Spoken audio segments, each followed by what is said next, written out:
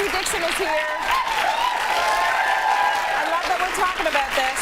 Yeah, I know. It's all about managing menopause, Yeah. and you know, I get tweets and posts on my Facebook page all the time from viewers who would love for us to deal with this, and we have in the past, but it's there's so much information, and I think there's so much help needed that we could speak about it ad nauseum. It's probably the #1 thing when people stop me on the street. They'll be like, "Listen, I'm dying. Can you tell me what to do? I'm so hot all the time." Yes. That's what I get. Well, we hear a lot about the hotness, the hot flashes, but there are a lot of other things that we might not be aware of, and I learn every time we talk about it. So let's just start with the definition. Where did this all come from? How did it all start? Menopause means menses pausing, so the stopping of your menstrual cycles, but there's more than just the stopping of the menstrual cycles that happens. Yes. And that's what is often surprising to people. People know menopause happens somewhere 40s to 50s. It can be premature. It can happen before 40, in which case people need to talk to their doctors.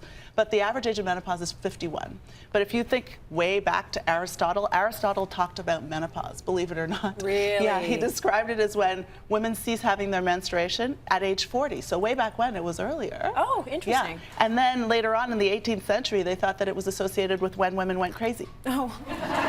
That's what they said. Funny that. Well, but there's a little bit of truth in everything that gets said. So I'm not saying that women go crazy, but there is definitely, imagine, we're estrogenized right now. I have a lot of estrogen coursing, so do you. When we have our periods, every time it's a reminder of the fact that our brain is talking to our pituitary gland that's sending hormones to our ovaries to tell us to ovulate. Estrogen abounds, and when it goes away, we feel it.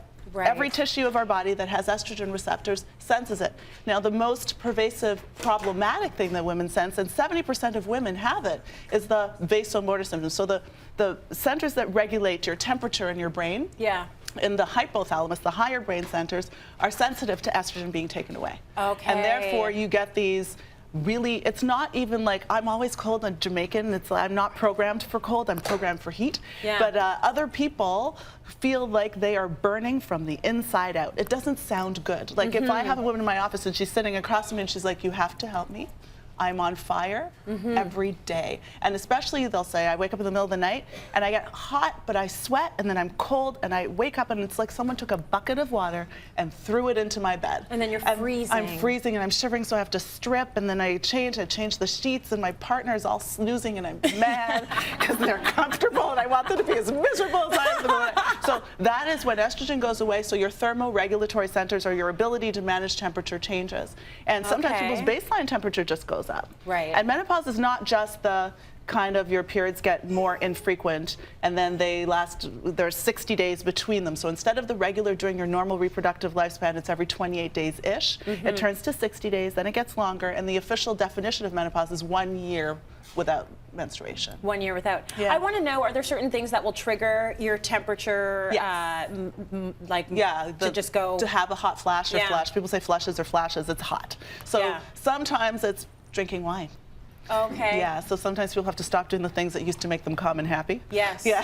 So there's that. Sometimes it's someone who would ordinarily not have annoyed you so much, but because also you are a little more irritable, that will make you, so having a confrontation with someone. Yeah. So, and then it shows, that's the difficult part. So it shows all over you. You don't just get hot, it shows on your face. Yes. So you'll get like sweaty. For and your face, sure. some women's whole face and neck gets all red. Okay. So those are those, you know, vasomotor signs. But that's not just the only thing that happens with menopause. So there's that. There's also estrogen being taken away from the other tissues of your body. And some of the very important tissues are those, your vagina. And so your urogenital system also feels the pain, I guess, of estrogen being withdrawn. And actually, as a gynecologist, when I examine women in my office, when women come to me and they're postmenopausal, I'll pick a different speculum to do an exam with. Okay, so does that have to do with the shortening of the vagina? Yeah, shortening. What does that mean? That means that sex can be very painful. But like it's actually changed the size? The size and the tissue. So actually there are what we call rugae, or kind of ridges in a vagina. Yeah. Those thin out and go away after estrogen goes away. Okay. There's fewer secretions in the vagina, so there's not as much lubrication of the vagina. Right. And because estrogen is part and parcel of the development of the tissues of the vagina and the bladder and urethra, so where you pee from, you also get urinary irritability, sometimes more frequent urinary tract infections, urgency while going to the bathroom. But back to the vagina, because I think it's important to talk about this. Let's get back to that vagina, let's shall get back to the vagina. Not just for women, but for their partners. She's important. She's a she, I guess. I think she so. has to be a she. I think she should be a she. But it's important for partners also to understand that your sexual habits will be different. Because, you know, there might be pain in certain positions. Exactly. You might have to or not just certain up. positions. What used to fit doesn't necessarily fit so well anymore. Right. Right. So I think that it's important for people to know that this, like death and taxes, is kind of an eventuality. It's going to happen. It's going to happen. So it's important to be able to know that it's coming. And when these changes start to happen, you can do something about it, but you can't change it. So you're going to have to not just look for a pill or look for some medication, because we all know about hormone therapy. Yeah. Estrogen, okay, you take my estrogen away, just give it back, I'll take a pill, it'll be good.